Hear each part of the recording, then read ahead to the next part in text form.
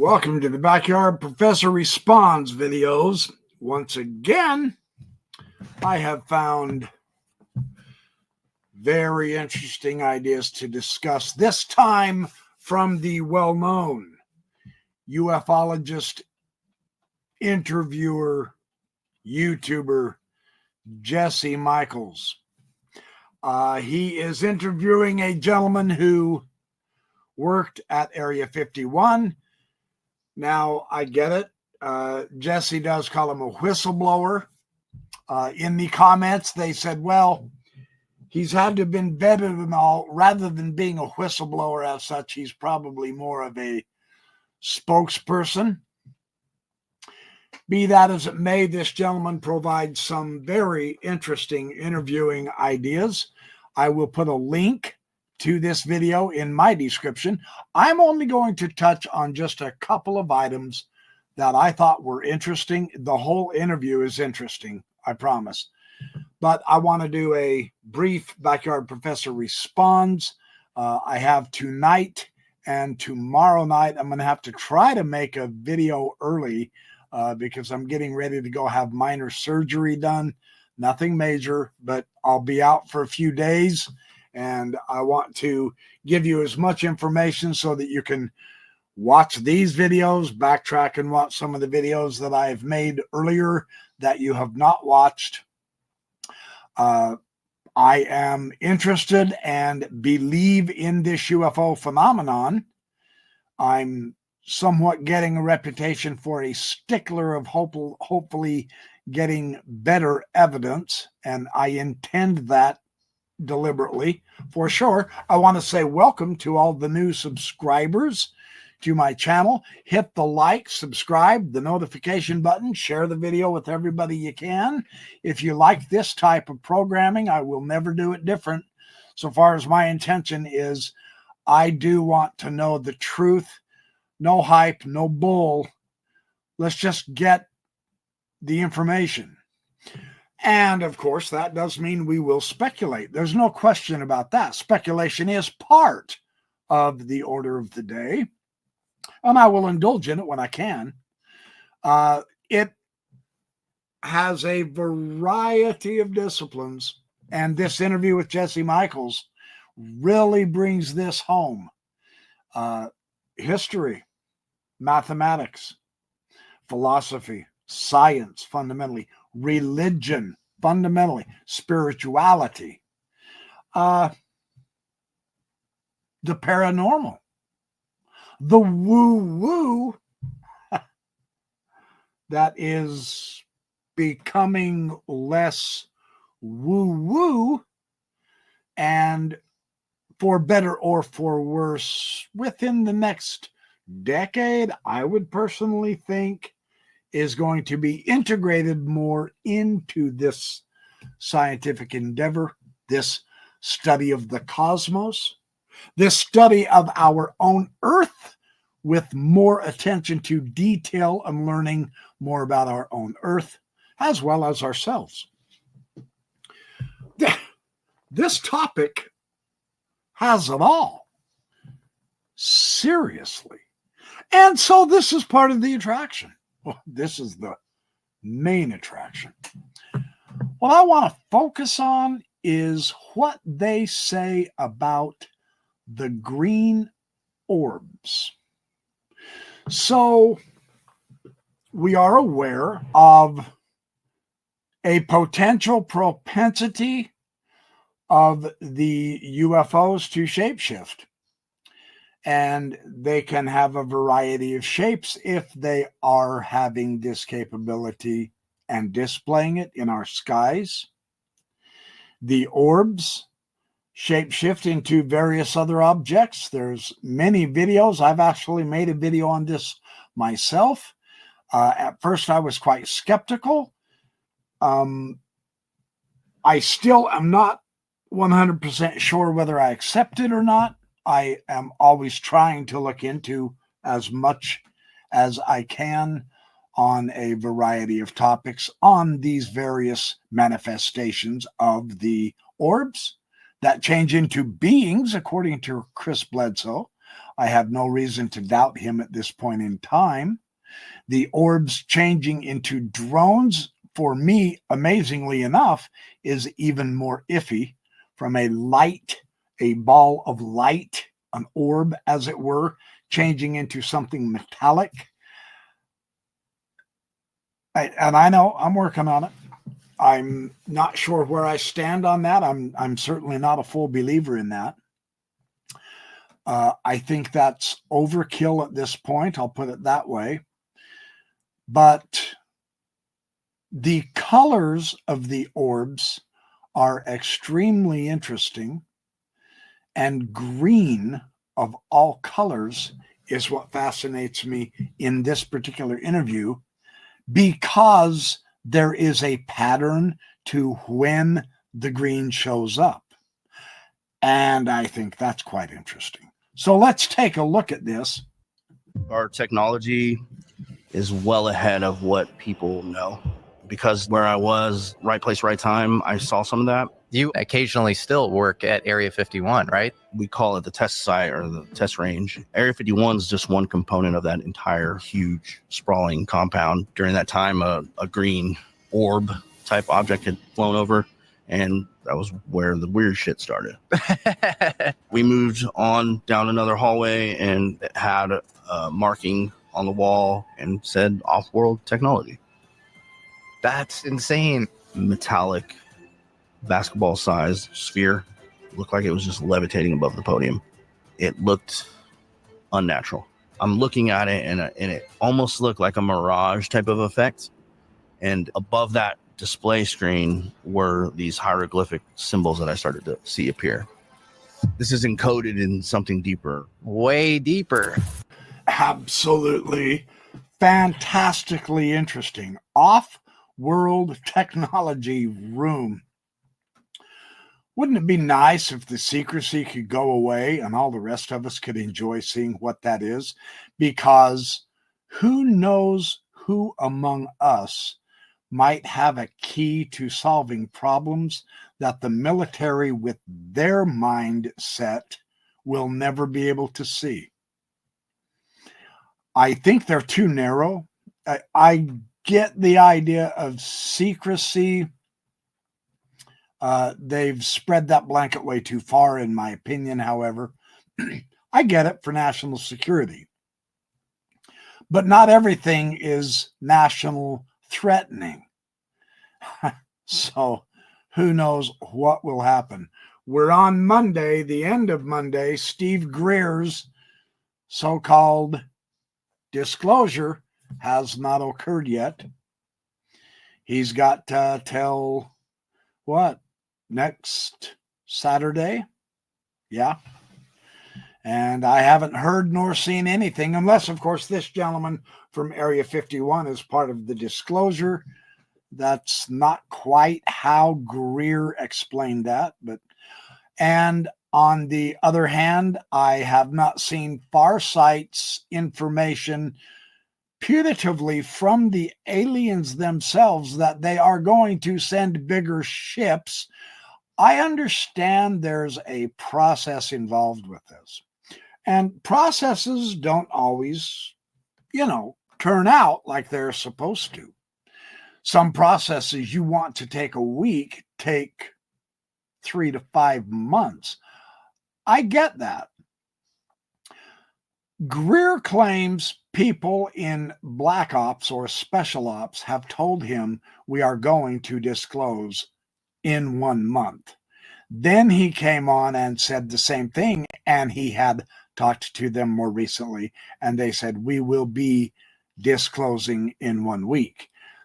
That means the process, whatever steps need to be taken in the process, have already occurred. Now it's just a matter of disclosing. That's how I would personally read this. I'm not saying I'm right, but all of the pre-planning, all of the putting the pegs into place so that you can get the right effect, figuring out which names you're going to name, which buildings, if any, which organizations and groups, and what type of technology you're going to disclose. All of that has already been done. So I'm just saying. Farsight's issue is the aliens themselves have told Farsight in remote viewing sessions that their first attempt at coming out wasn't really all that impressive. A lot of people still don't believe it, so they're going to send bigger ships.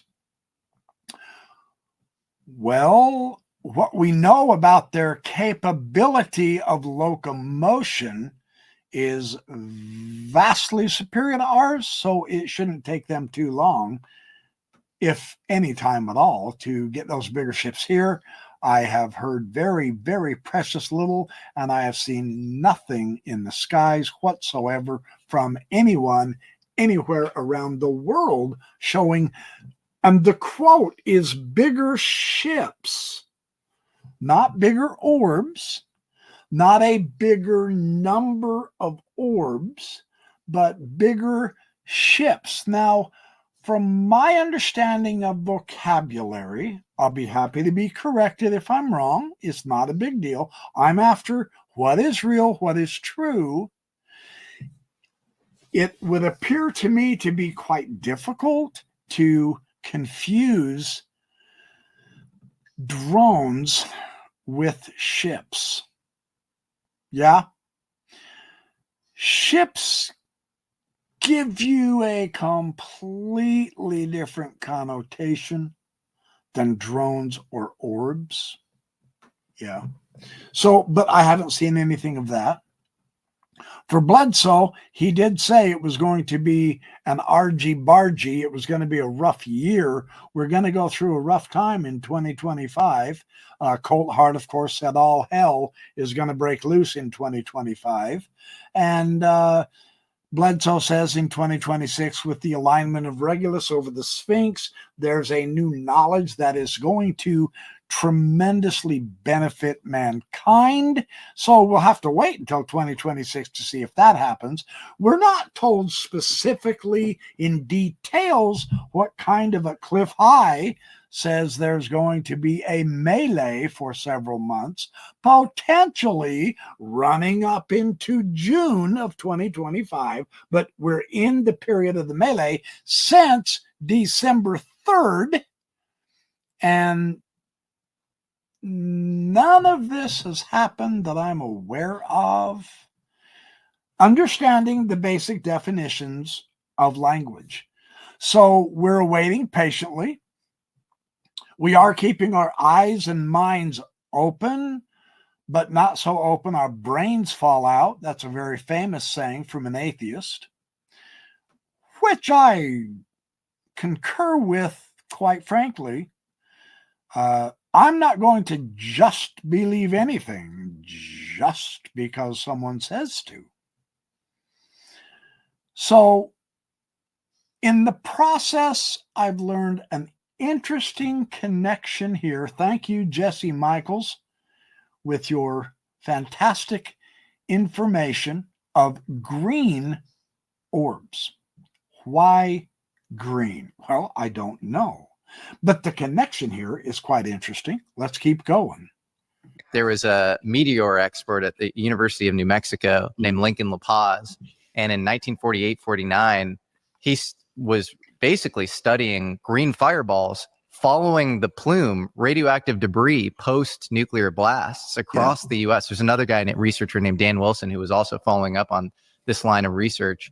And so I think that's actually a fairly common thing when it comes to ufology and UFOs. And Lou Elizondo has also spoken about green fireballs. And in fact, I've seen a green fireball with Lou Elizondo. That's crazy, man. Yeah, you were mentioning that. That's what was that? What was the? We were hanging out at Lou's place actually in Wyoming, and it was kind of later at night. We were like by his shed just hanging out, and Lou is going deep on, and for the audience, for who might need context on this, Lou Elizondo is a guy who ran the official UFO investigation program under Harry Reid. It was called OSAP, kind of, I guess, morphed into this program called ATIP. And he's since come out and kind of blown the whistle on some stuff around UFOs. And so, yeah, we're hanging out at his house, and he's going deep on how the sun is this nuclear fusion reactor, Sure. and specifically how it works and stuff. And then all of a sudden, we just see, it's hard to kind of place distance on these things, but we see this Sure. green fireball just shoot out into the sky. What the heck? And we're just like, what the, like, this couldn't be weirder as far as what we're talking about, who we're with, and seeing this happen. So, dude, like I know for a fact for me, since my experience, I've definitely seen more stuff than I mean, I didn't see anything before that. I never noticed. Maybe I wasn't looking, but now I see shit all the time. That feels like the dirty little secret in UFO world, because it feels like a lot of people downplay their personal experiences because they want to maintain this like impartiality of like, I'm this perfect scientist. Yeah. But the more you notice the thing, the more it does start to happen to you. And the deeper you get, you have a couple of drinks with, anybody in this field, they start to say, yeah, things have gotten kind of trippy once I've started to look into this, which makes sense. Oh, interestingly, on the one hand, the research done by these gentlemen was that these green fireballs were showing up after the nuclear detonation test blasts following the radiation trail. And on the other hand, it's been decades and decades and decades since we've done nuclear tests, and yet he saw a green fireball with Lou Elizondo that had nothing to do with the radiation. So that is very, very interesting, unless there was something that we all missed or whatever. But what they said there toward the end is also exquisitely interesting to me. And I'm hoping that in my primary research of putting my monocular up to the sky so that I can try to see things for myself, I am hoping this opens it up. I am hoping I begin to see more stuff. I have found, even unconsciously or subconsciously, subconsciously, I am looking up more even during the day. At night, I do go out and look. For the last several days, it's been nothing but snow and cover. So there's no point in taking my camera out there in the ill weather, right, at this point, my monocular. I will. I'm still having issues, different kinds now, with the videoing of videos. It's putting it in a format that's incompatible, and I can't utilize it. It won't open it. It's driving me bonkers, but I'm working on it. I'm figuring it out. I do know it does video now. I got it formatted correctly. Whew. But now the actual video itself is not compatible. It goes into QuickTime in a weird way, and it won't open it. It doesn't let me see it, which sucks. So anyway, one more small idea. Let me see if I can find this real quick. I just went through this interview tonight, and yes, I want to get to this idea too. Large data set. There's something very different about remote viewing, right? How do you explain the 100th that? monkey? You ever hear about the 100th monkey? No, what's the 100th? I want to hear that. You didn't know about. Yeah, there's a lot I don't know about. No, so I'm paraphrasing, man. So probably getting hammered on this, but island of monkeys, certain type of monkey. I think it's in Japan that they have a species of monkeys that's separated by an island, the same species, but they're separated and they never interact with each other. Okay. They were doing experiments. They were dropping these potatoes on the island, and they were getting covered in dirt and sand when they dropped them on the beach. And one of the monkeys figured out, if I just take it to the water and wash it off, then I can eat it without the sand, right? Yep. Simple thing. Well, it taught the other monkeys how to do it. Mm-hmm. And quickly the whole island knew how to do that. As soon as that, they call it the 100th monkey, as soon as a certain number of monkeys were realized this is what they do, suddenly and instantaneously the other islands started doing it. Mm-hmm. And so they don't know exactly what that mechanism is, but they think there's some kind of component of consciousness that's tied to that's allowing that to jump.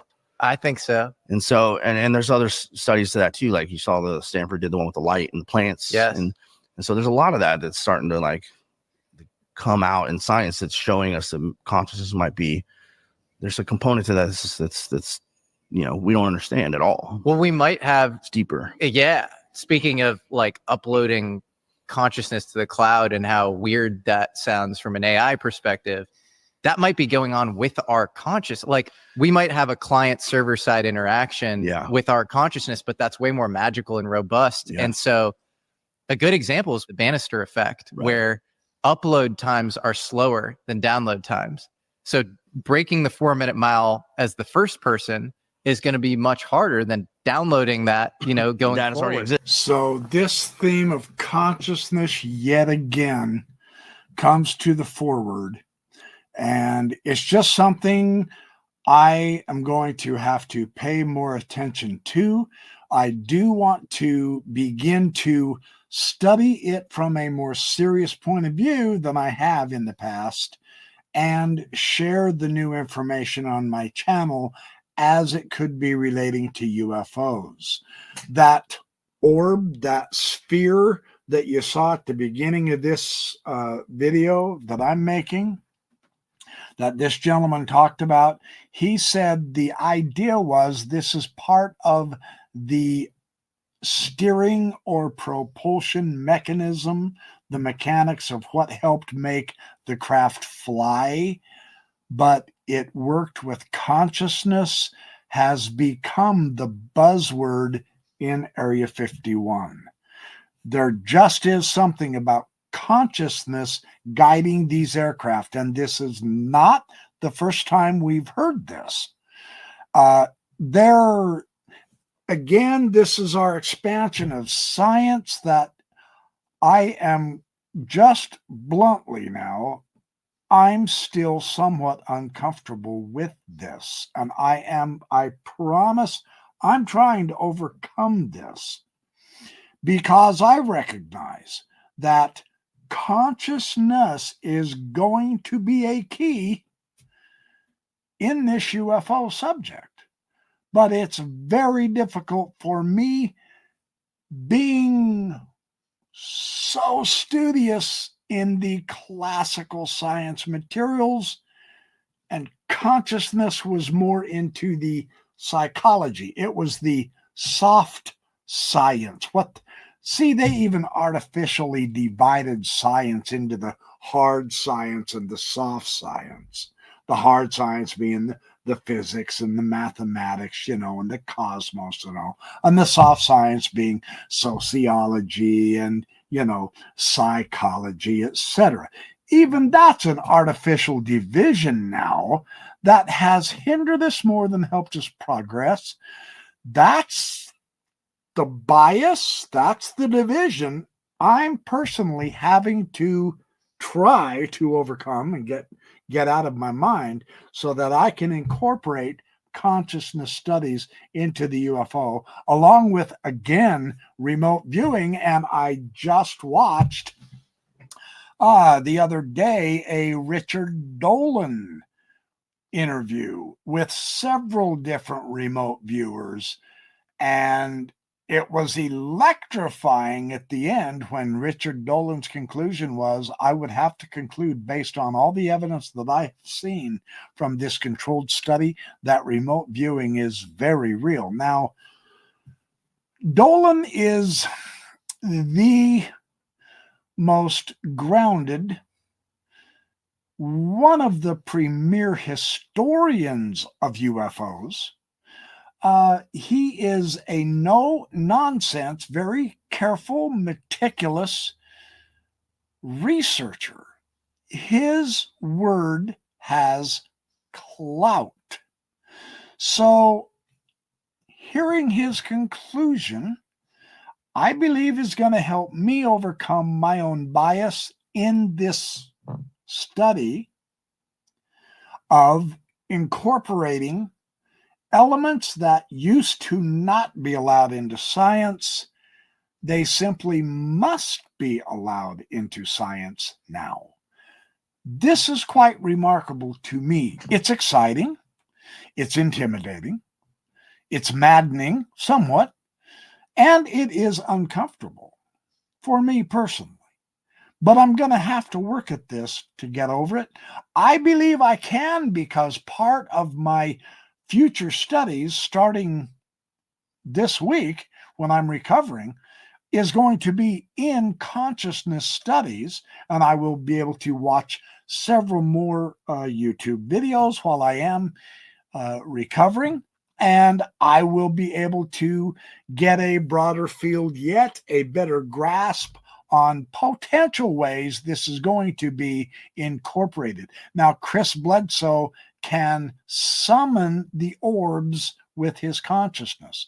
There are other people besides Bledsoe who also say that's what they do. Now, this is quite remarkable to me. Am I going to be able to do the same thing? I'm hoping so. I'm certainly going to try to, especially as I get my eyes up there on the sky, right? So I'm very excited for the future. I'm not intimidated is too strong. It's not quite the right nuanced of a word. I'm, who knows, cautious. I'll say cautious for now. That doesn't quite, I'm cautious about it because I want to do it right, because I don't want the hype. I'm not interested in the sensationalism. The subject itself is not sensational. It's absolutely mind-blowing. That's what I'm looking for. The mind-blowing reality as we broaden our understanding of the cosmos. This is what makes our space telescope so spectacular, so absolutely magnificent. My eyes tear up when I look at those magnificent photos of hundreds of millions of light years away, the astonishing paintings of Mother Nature out there in the cosmos, the galaxies, the black holes, the gravity waves, the quasar. It's just electrifying to me. That's what I mean. This is going to happen. I'm going to be on that bandwagon. That's what I'm saying. So anyway, thanks for watching my Backyard Professor Responds videos. Go watch Jesse Michels' interview. It is sensational. Very fun information coming out, and I'm so appreciative of all of the YouTubers who continue pushing. We are pushing the envelope for knowledge. We are pushing the envelope of knowledge with knowledge because we want the knowledge of the truth. And we are going to be relentless because we are being relentless because we believe truth is worth it. And we're very grateful that our audiences are coming along with us on this incredible journey that is going to have a lot of twists and turns. I guarantee. Get ready for more mind-blowing revelations coming out from one sector or another. Danny Sheehan and the group with the Citizens for Disclosure, we are working hard at putting together programs to further enhance the understanding of UFOs, whether it's from a spiritual angle or a psychological angle or a scientific angle or a mathematical angle. There's something for everyone in this field, and that is why we keep on trucking. So thanks for watching the Backyard Professor videos. I will be back with more as I can. I love y'all, but I gotta go because I've got more research to do. Thanks again. Appreciate all of you.